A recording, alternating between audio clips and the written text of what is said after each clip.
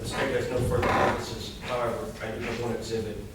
I'm holding what I'm going to mark as State's Exhibit 1, which is a certified copy of court records and cause number 10D03-1108-FD1012, which is the case of State of Indiana versus Taylor Meyer with the count of attempted residential entry as a Class D felony, criminal mischief as a Class B misdemeanor. It is the case that is referred to in the precinct's investigation report, and it does contain information that relates to statements that previous witnesses have made about prior conduct. Any objection? Judge, because of the nature of the hearing, I understand it will be admitted, but I'd ask the court for permission to address objections to portions of the content that I'll relay to the court during my closing remarks. Mr. Mull? So I think it should be admitted now, but I'd ask the court to allow me to object to portions of it during my argument. The court will mark and admit States 1 and will grant Mr. Pato's request. And Your Honor, may I keep that? Okay. Yeah. Thank you.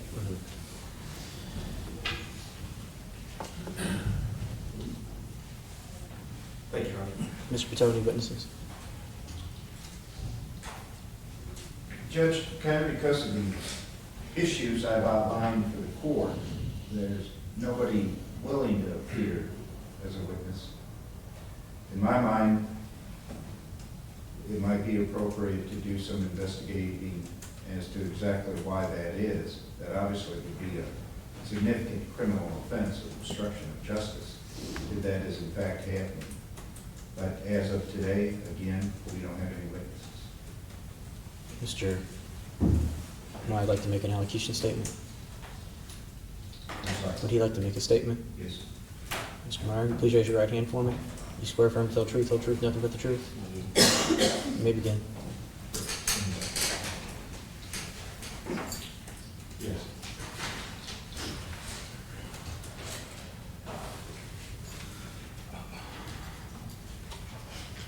Most of you all have only heard of me because of that terrible Valentine's Day night. Because before that, I was a good citizen. I didn't do drugs. I didn't commit crimes. I rarely ever drank. I was a hard-working employee of a 15-year career. Two of my closest friends and the groomsmen of my wedding, of them, one is a police officer, but the other has never even received a speeding ticket. I didn't hang around with troublemakers. I was a polite, friendly, and respectful person.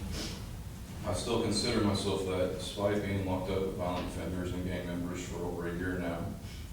Even most of them determined that in minutes that I'm not a terrible person. I love Debbie to this day. I miss her every day, despite how evil many of you want me to be. I don't consider myself an evil person. I did a terrible, horrendous thing in a fit of rage. Of course I regret it, and I would change it in a heartbeat if I had the power. You all try to say I wasn't remorseful.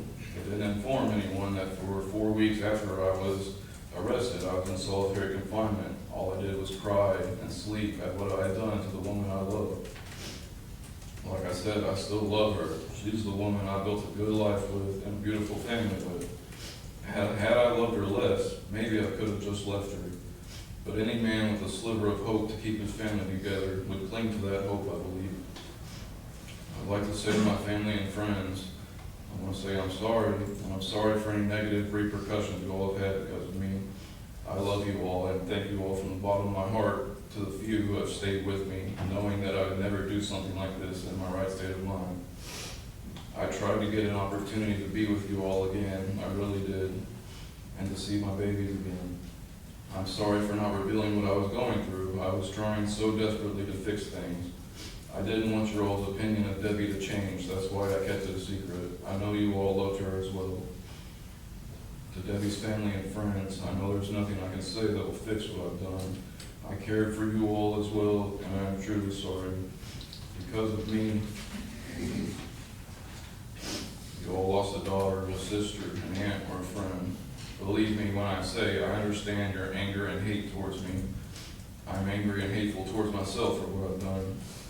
All I can do now is continue to pray for you all and pray for forgiveness and the strength to forgive myself one day. I know what you all have lost. Lastly, I'd like to say to Maverick, McKinley, and Max, our beautiful babies, Mom and Dad love you so, so much. Mom will always be with you all. I'm so sorry for hurting Mom. Dad was sad and mad, and I wish I could change what happened. You three will always be our perfect babies. Be good for Uncle Albert and Aunt Missy. Be nice to each other and always love each other. Don't know if I'll ever get to see you again. I miss and love you all every single day. You babies were the best things to happen to Mom and Dad. Please forgive me. It's all your honor. Thank you. Thank you, sir.